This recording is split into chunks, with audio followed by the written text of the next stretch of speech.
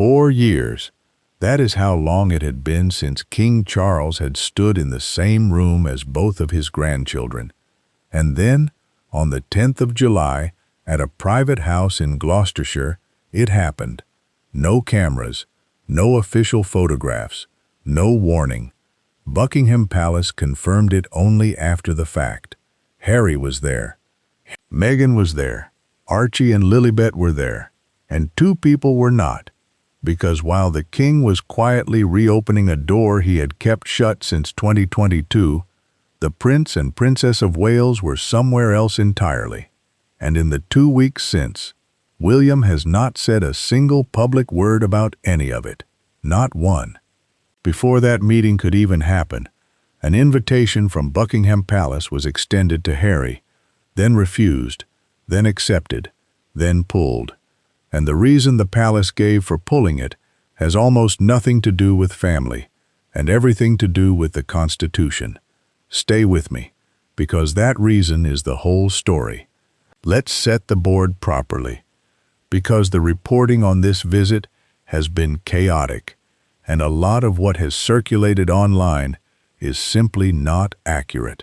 Harry came to Britain in July 2026 for a specific, scheduled reason, the 1-year countdown to the 2027 Invictus Games, which will be held in Birmingham. On the 10th of July, he appeared at the National Exhibition Center for the 1 Year to Go event. He took part in a session of pickleball, one of 2 new sports being added to the Games. Photographers were everywhere. That part was always going to happen. What was not scheduled, what nobody could confirm in advance, was whether he would see his father. And the context for that question matters. Charles is 77 years old and still undergoing treatment for cancer. Harry told the BBC last year that he would love reconciliation, that life is precious, and that he did not know how much longer his father had. Those words have been sitting in the public record ever since, and every royal correspondent in Britain has been waiting to see whether anything would come of them. Meanwhile, the security question had never gone away. Harry's protection was downgraded after he stepped back in 2020. He fought it in court. He lost the appeal.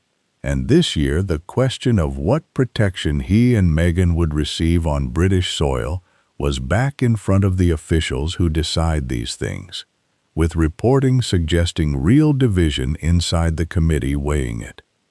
So Harry landed in a country where his own father's household was, at that exact moment, entangled in a decision about whether the state would protect him. That is the pressure system this entire visit formed inside. And it is why what happened next was never going to be simple. Now here is where I have to be very direct with you, because there is a version of this story going around that is false, and I am not going to sell it to you. King Charles did not issue a royal decree. He did not sign a proclamation. He did not strip a title, alter the line of succession, or hand down some sealed instruction about his son. If you have seen a thumbnail telling you otherwise, that thumbnail is fiction. What Charles actually did was quieter, more careful, and, if you understand how this monarchy works, far more revealing. Let me walk you through it in order. Ahead of the visit, an invitation was extended for Harry to stay at Buckingham Palace during his time in London.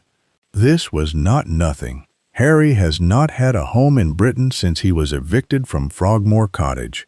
An offer of a bed inside the sovereign's official London residence is, in the language of this family, an enormous gesture. Harry did not respond to it immediately. Palace sources indicated he initially declined before accepting it on Saturday the 4th of July.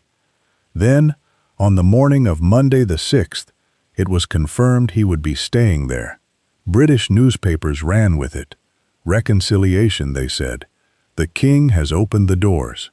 And then it came apart. A palace insider indicated he would not be staying after all. Harry's own spokesperson told People that the offer for the Duke of Sussex to stay at Buckingham Palace during his London visit had been withdrawn, extended, refused, accepted, withdrawn, inside 72 hours. Now why? And this is the part I genuinely want you to sit with, because it is the most important thing in this entire video, and almost nobody is covering it properly. Palace sources argued that hosting Harry at Buckingham Palace while a judgment was pending could create sensitivities connected to the king's constitutional position. Listen to that again slowly. The reason given was not that the king is angry. It was not that the family cannot forgive him. It was constitutional. Here is what that means in plain English. The sovereign in Britain is required to be politically neutral. Absolutely, rigidly neutral. He does not take sides in disputes involving the government, the courts, or the Home Office. And Harry's security is exactly that kind of dispute. It is a matter for government committees and, at points, for the courts. So, if the king publicly houses his son inside Buckingham Palace, at the precise moment, a decision about that son's state-funded protection is sitting on a government desk, what has the king just done? He has put his thumb on the scale. He has, whether he meant to or not, signaled to officials which way the monarch would like this to go.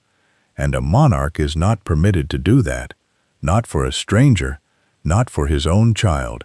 The same logic, according to that reporting, may have applied to any meeting between father and son during that period. So the withdrawal of that invitation was not a rejection of Harry. It was the machinery of the crown protecting itself from the appearance of interference. Charles the father wanted his son in the building. Charles the king could not allow it. That is the actual drama of this visit, not a decree. A collision between a man and the institution he wears. And here is what makes it extraordinary. He found a way around it anyway. Because on the 10th of July, Harry, Meghan, Archie, and Lilibet met the king and queen, not at Buckingham Palace, not at Clarence House, not at Windsor, but at Highgrove, the king's private country residence in Gloucestershire. Buckingham Palace confirmed the meeting took place. Private house, private capacity, no state venue, no state implication, no constitutional exposure. Do you see the maneuver? He took the meeting off institutional ground entirely. The king could not host his son as king, so he hosted him as a father at his own home and left the palace out of it completely. Royal commentators have described the gathering as focused on family. It was the first time the Sussex family had been together with the king and queen in 4 years since the Platinum Jubilee in 2022. It was the first time Charles had seen Archie, now 7, and Lilibet, now 5, in person since then. Royal expert Hilary Fordwich indicated the meeting lasted a little over an hour, with Camilla at the king's side throughout. No photographs were released, no statements from either side beyond confirmation. Broadcaster Helena Chard told Fox News Digital that Charles has always hoped to see his grandchildren, and that with his cancer treatment ongoing, family matters more than ever. An hour, after 4 years, with a cancer diagnosis in the background, and still, one part of this family did not show up. Which brings us to the loudest silence in Britain. Prince William was not at Highgrove. Neither was Catherine. And in the 2 weeks since, from Kensington Palace, there has been nothing. No statement, no warm word, no comment of any kind about his brother's return, about the reunion, about his niece and nephew meeting their grandfather for the first time in 4 years.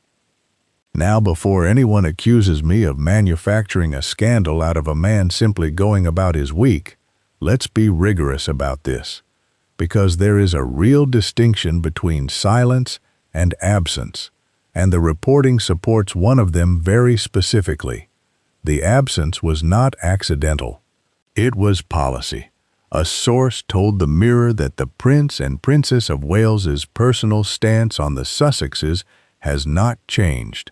The same source said that if the king chose to invite the duke and duchess to stay with him, that is a matter for his majesty alone. And then this, the part that tells you everything. They would not make arrangements to see them outside of them potentially attending an official public engagement. Outside of an official public engagement. That is not a family being busy. That is a boundary, drawn with precision, communicated deliberately to a newspaper before the visit happened. William's position was public before Harry's plane landed.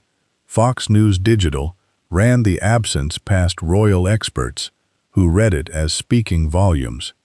So let's talk about what is actually going on inside that decision, and let me be clear about which parts are reporting and which parts are my reading, because I think you deserve to know the difference.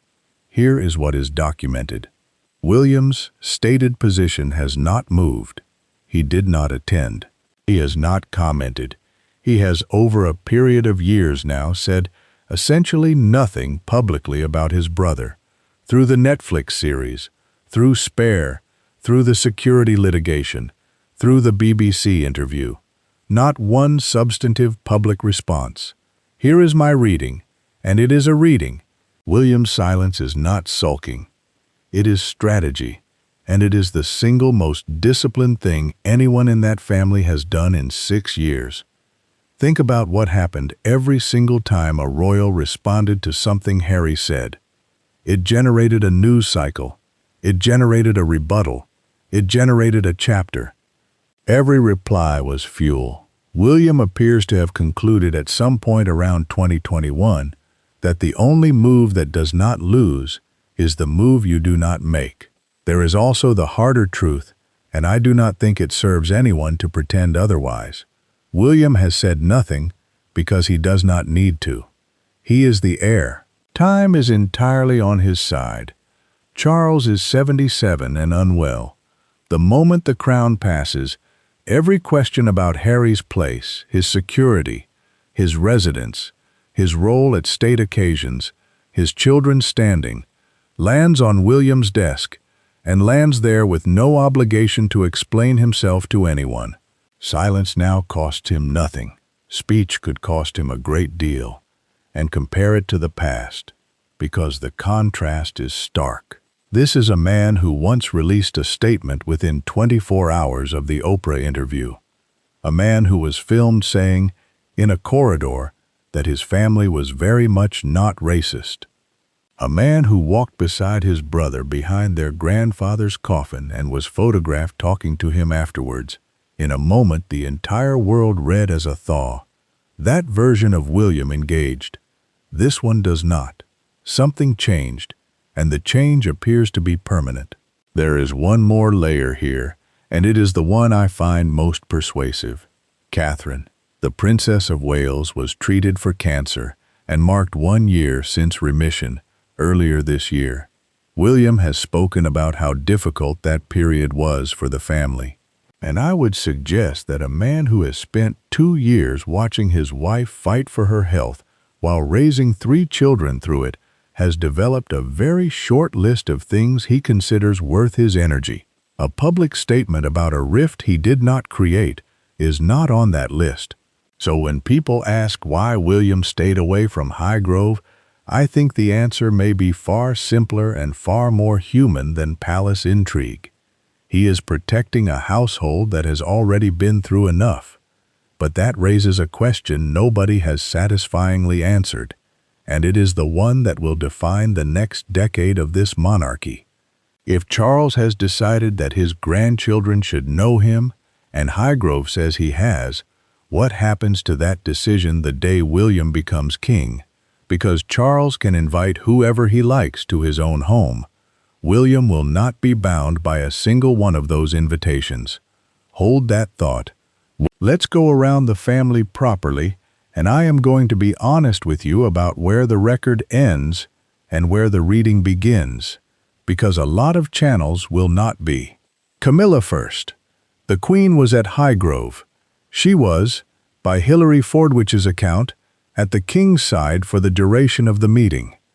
And I want to be careful here, because Camilla has spent 20 years being cast as the villain of every royal story by people who find it convenient. What the reporting supports is simply this: she was present throughout for the most delicate family meeting Charles has had in 4 years. Highgrove is her home too. It has been the private center of their life together for decades. Whatever her private views, she did not absent herself from a reunion with a stepson whose memoir was not kind to her. That is a fact worth stating plainly. My reading, and it is only that, is that Camilla's presence was functional. Charles is a 77-year-old man undergoing cancer treatment, meeting 2 small grandchildren he barely knows, in a conversation carrying 4 years of accumulated hurt. Somebody has to keep an hour like that moving. Somebody has to fill the pauses and steer it back toward the children when it drifts somewhere painful. Catherine was not there, and her position is William's position. That boundary about official engagements applies to both of them, jointly, as the Prince and Princess of Wales. I have seen people online claiming to have identified some subtle signal from the princess in the days afterward. I have looked. There isn't one. She has said nothing, done nothing publicly connected to this, and given no indication of her private view. And I will say this: the restraint is remarkable. Catherine was written about in Spare. She has never once responded, in any form, to any of it. Not a briefing, not a hint, not a friend quoted anonymously in a Sunday paper. In a family with a documented history of leaking to the press.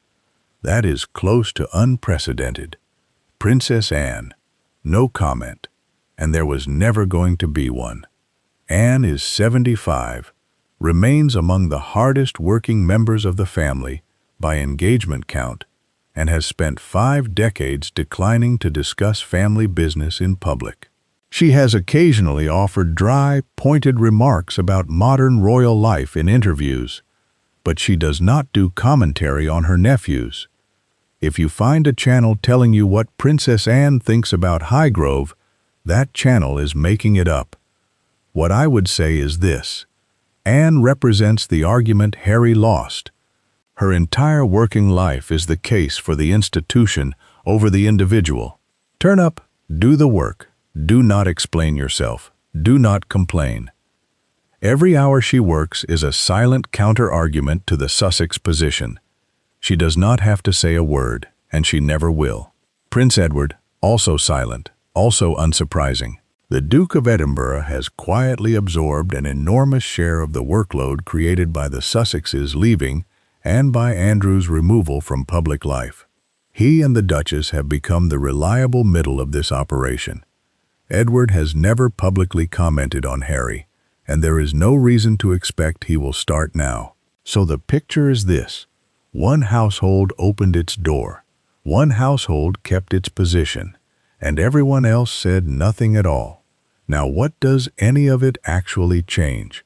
Let's be sober about this, because the reconciliation headlines are running well ahead of the evidence. What genuinely changed is one thing. Archie and Lilibet have now met their grandfather. That is not symbolic. That is a relationship that either exists or it doesn't. And as of the 10th of July, it exists. Children of 7 and 5 will remember an afternoon at Highgrove. 4 more years of nothing, and they would not have.